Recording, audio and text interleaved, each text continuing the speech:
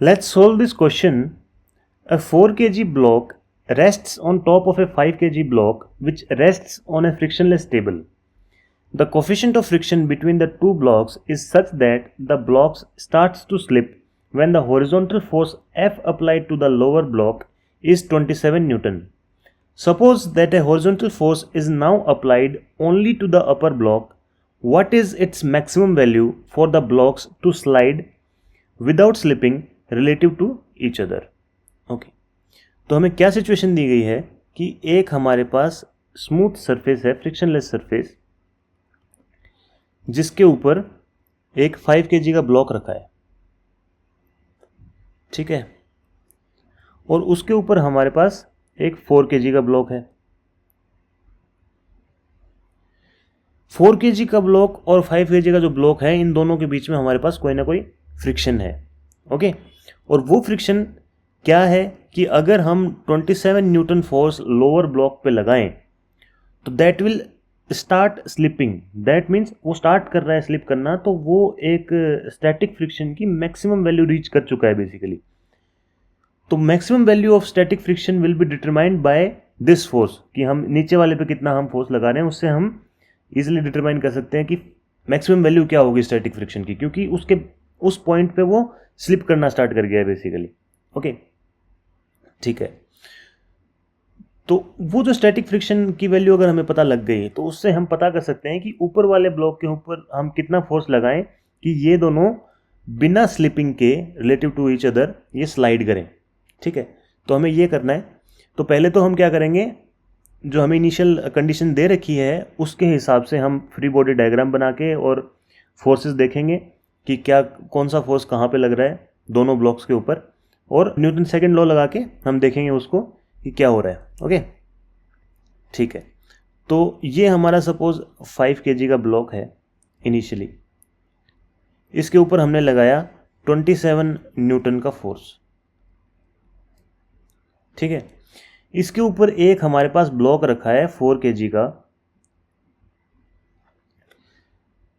और अगर मान लो इन दोनों के बीच में कोई फ्रिक्शन नहीं होता, ठीक है, तो ये ब्लॉक यहीं पे रह जाता, ये नीचे वाला स्लाइड कर जाता है, इससे नीचे से निकल जाता है ये।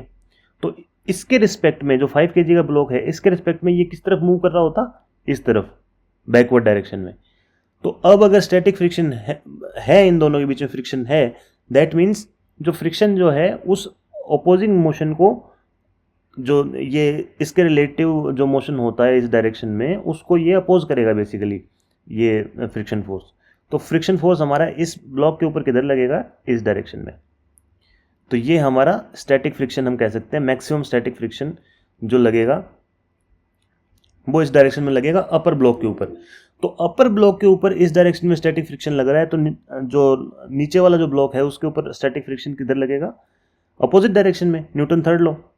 तो एफ एस मैक्सिमम जो है नीचे वाले ब्लॉक के ऊपर अपोजिट डायरेक्शन में ऐसे लग गया। ठीक है, अब और ये दोनों अब जैसे अगर स्लिपिंग नहीं हो रही है इनके बीच में, तो सेम एक्सेलरेशन से मूव करेंगे ये इस डायरेक्शन में, उस एक्सेलरेशन को हम बोलते हैं ए एक्सेलरेशन। ओके, दोनों के लिए हम फोर्स इक्वेशन लिखते हैं।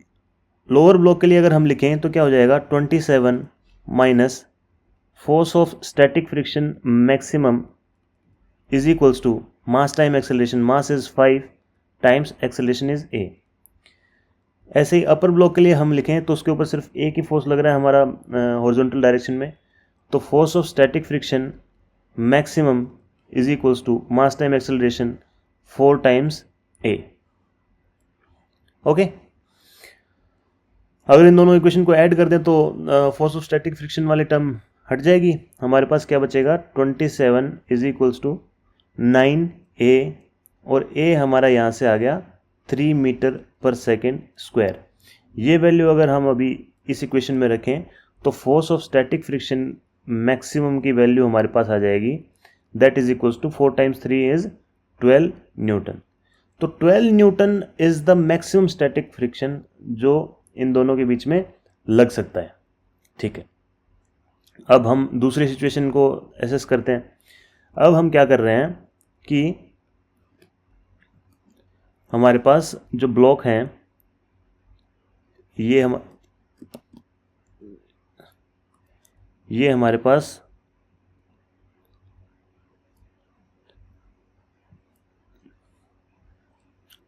5 kg का ब्लॉक है और ये 4 kg का ब्लॉक है। 4 kg के ब्लॉक के ऊपर हम कोई ना कोई फोर्स लगा रहे हैं F, वो हमें डिटरमाइन करना है कि ये मैक्सिमम फोर्स कितना लगा सकते हैं हम यहाँ पे कि इन दोनों के बीच में स्लिपिंग ना हो और ये दोनों स्लाइड करें विद सम एक्सेलरेशन a। तो हम कह सकते हैं इसको किसी a एक्सेलरेशन से दोनों स्लाइड करेंगे और ये सिचुएशन होगी हमारी।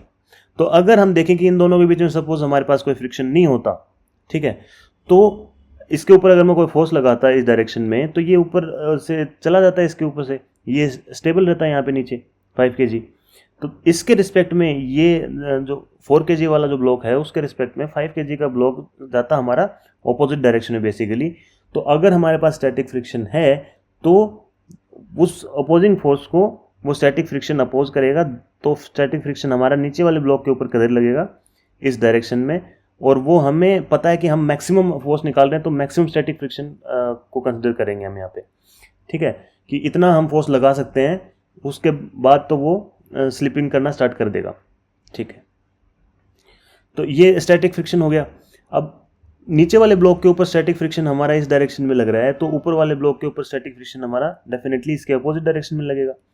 तो स्टैटिक फ्रिक्शन मैक्सिमम इस डायरेक्शन में हो गया। अब अगर हम फोर्स इक्वेशन लिखें इस चीज़ के लिए, इन दोनों ब्लॉक्स के लिए, तो क्या हो जाएगी, नीचे वाला ब्लॉक हो गया हमारा force of static friction maximum is equals to mass time acceleration. Mass क्या है हमारा 5, टाइम एक्सेलरेशन क्या है a, ओके। और यहाँ से हमें पता है फोर्स ऑफ स्टैटिक फ्रिक्शन की वैल्यू हमें ऑलरेडी पता है, दैट इज 12 न्यूटन। तो यहाँ से हम एक्सेलरेशन निकाल सकते हैं इज इक्वल्स टू 12/5 मीटर पर सेकेंड स्क्वायर, ठीक है। अब दूसरे जो 4 kg का ब्लॉक है उसके लिए अगर हम लिखें तो वो क्या हो जाएगी, F minus force of static friction maximum which is 12 newton is equals to mass time acceleration. Mass is 4 times acceleration is 12/5, okay. इसको जब हम सॉल्व करेंगे तो हमारे पास क्या आ जाएगा, force is equals to 4 times 12/5 plus 12, यहाँ से हम 12 कॉमन निकाल सकते हैं तो आ जाएगा 12, 4 प्लस 5/5। तो फोर्स हमारा आ गया बेसिकली 12 टाइम्स 9/5 विच इज़ 108/5। और इसको हम सॉल्व करेंगे तो हमारे पास आएगा 2 एंड देन 1.6, ओके। तो फोर्स आ गया हमारे पास 21.6 newton which is our answer. तो ये 21.6 न्यूटन जो फोर्स है ये हम मैक्सिमम फोर्स लगा सकते हैं अपर ब्लॉक के ऊपर कि ये दोनों स्लाइड करें without slipping relative to each other, okay.